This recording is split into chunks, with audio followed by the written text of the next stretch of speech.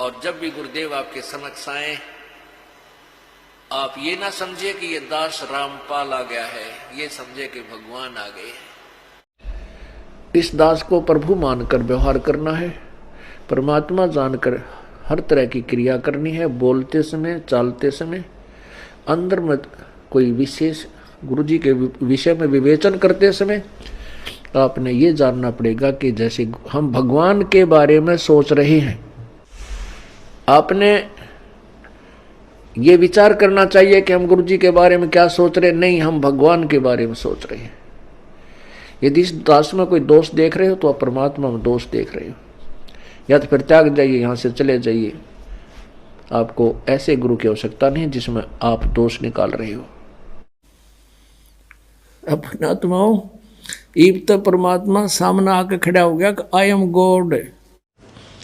उसी विषय में कह रहे हैं कि तू कि धक्के खाता अंडा है, भगवान तो हरियाणा में आए थे भाई, और अब फिर हरियाणा में आगे न सोच ले, दास को वो ढंडोरा फिर पिटवा दिया और वह चीज फिर दे दी जो मालिक आप बता के गए थे। बोलो सत्य। और अब मेरी कृपा से आपकी आयु बढ़ गई है। कहते रामानंद जी लगभग 150 वर्ष तक जीवित रहे। फिर परमेश्वर की कृपा से पुण्यात्माओं, ये मिट्टी का पुतला कोई न सोचा ये कोई खाने पीने से चल रहा है ना, ये परमात्मा की कृपा से चल रहा है, उसकी रजा से चल रहा है। ऐसे ऐसे प्रमाण हमने देखे हैं। एक व्यक्ति हमें मिला, उसके साथ एक दो उसके साथी थे, वो कह रहे थे कि इसने 25 वर्ष हो गए कुछ नहीं खाया है, पानी पानी ग्रहण करता है। हमने कहा क्या दूध भी नहीं पीता? कर नहीं, तेरा गजब हो। और कति स्वस्थ नजर आ रहा है वो, 60 साल के से भी ऊपर उसकी आयु लगभग होगी। तो कहने का भाव ये है कि ये मिट्टी का पुतला मालिक ने बनाया है और उसी की कृपा से ही चल रहा है। उसी का दिया हुआ अन्न आहार जो भी हम करते हैं उसी से सब क्रिया होती है, लेकिन फिर भी पावर परमात्मा की विशेष काम इसके अंदर करती है। पुण्यात्माओं, हम ध्यान नहीं देते क्योंकि हम परमात्मा के ज्ञान से गढ़े दूर हैं। हम इस शरीर में रोटी जो कुछ भी खाते हैं, खाना खा लिया, दूध पी लिया है?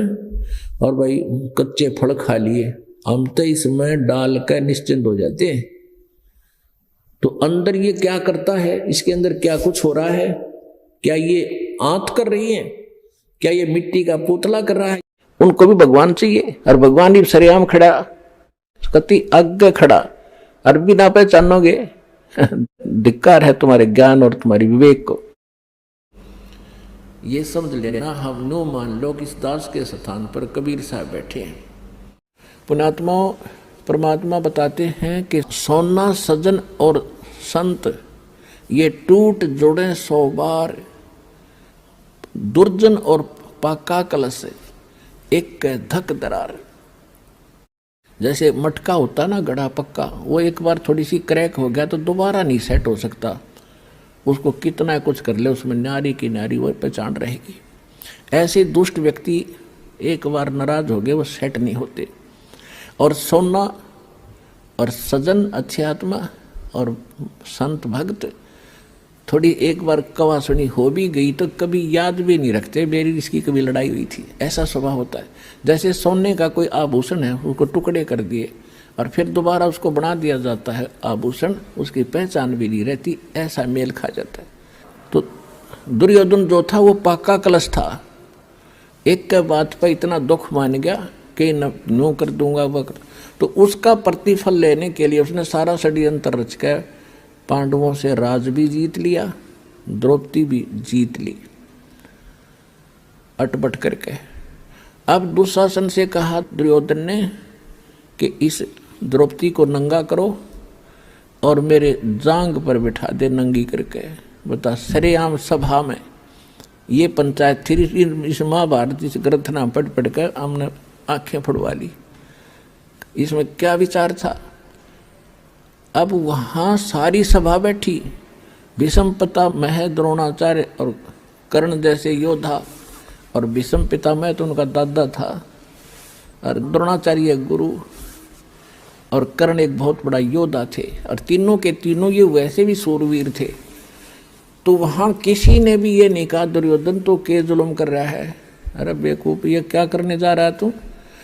देखो सभा पंचायत के अंदर एक नियम होता है, जो नेक व्यक्ति हो जायज बात कहे, और कोई ना मानने तो उठ कर चला जा, सभा त्याग देनी चाहिए, वहाँ रहना भी दोष लगे। पुण्यात्माओं, परमात्मा का जो ज्ञान है परमात्मा ही करा सकता है। जीव अपनी शक्ति बल से या अपने अभ्यास प्रयत्न से परमात्मा को नहीं जान सकता। वो ठीक सा हुआ, फिर ने बोला भाई तो आपने पढ़ाई कर ले। 10-12 साल के थे, काशी भेज दिया।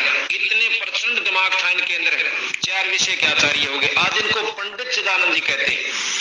हमारे दादा गुरु को पंडित चिदानंद जी के नाम से जाना जाता है। तो उन्होंने इस ग्रंथ का आश्रय लिया। आखिर में कैसे लिया? जब वो पूर्ण रूप से विद्वान होकर आगे, तो गुरु जी ने बोले महाराज जी अपनी वो साधना बताने लागे, विद्या कथन लागे। गंगेश्वरानंद ने बोले भाई नित्यनेम कर ले। वो बोले जी नित्यनेम क्यों उसे रख ले। वह किताब काट के देगी जिसे हम ये गुटका रखा और नो करिए, देखे आड़त पढ़ लिए बेटा, गरीब नमो नमो ये मंगलाचरण से और कर चल ठीक कर ले कि ये मंगलाचरण दे दिया उसको कि ये पढ़ यहां से, गरीब नमो नमो सतपुरुष को नमस्कार गुरु की नहीं, सुर नर मुनिजन साधुआ संतों सर्वस दी नहीं, सतगुरु साहेब संत सब दंडो तुम प्रणाम, आगे पीछे मध्य हुए दिन को जा कुर्बान।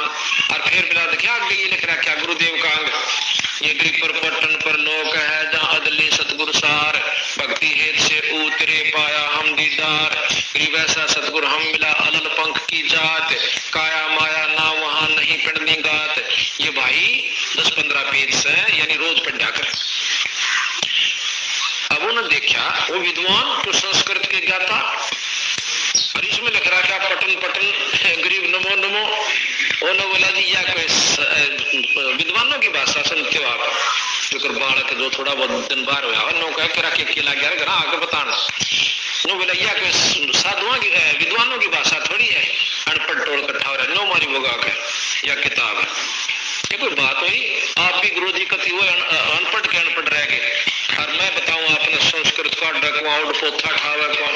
नो बोला बेटा ये 2 जोड़े हाथ तू इसने दर्दे सारे सौदे ने, और देखे तुरंत भारा बात हो जाएगी था ना। ये बंदी छोड़ की वाणी ने तुन्नो बिसरावा है, ये परमात्माओं के परमात्मा है। वो करडी से होंगे दिखे जब ने बोला छोड़ डन गुरु जी आपने नहीं बेरा पूरा, आप तो वो है कि वह रह गए।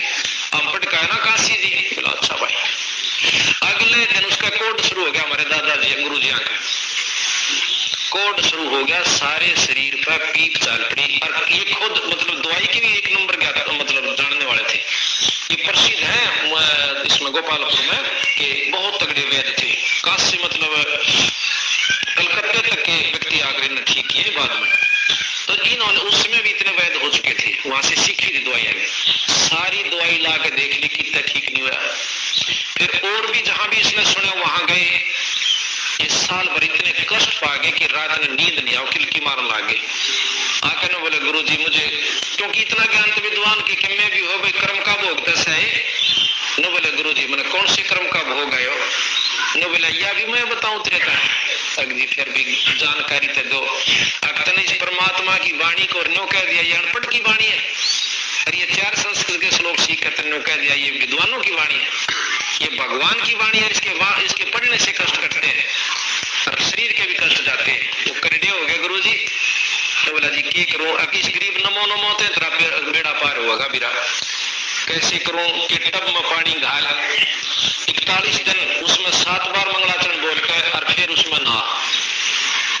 उसने टब में पानी घाल कर स्वच्छ जल 7 बार मंगलाचरण बोला और उसमें स्नान किया। एक हिस्से के हाथ के कोड कति साफ हो गए, निशान नहीं रहा। 41वें दिन केवल 40वें दिन एक टिकारी रहेगी, 41वें दिन वो भी नहीं रहा। उस दिन पाछा उसने बांध कर पोथे सारे।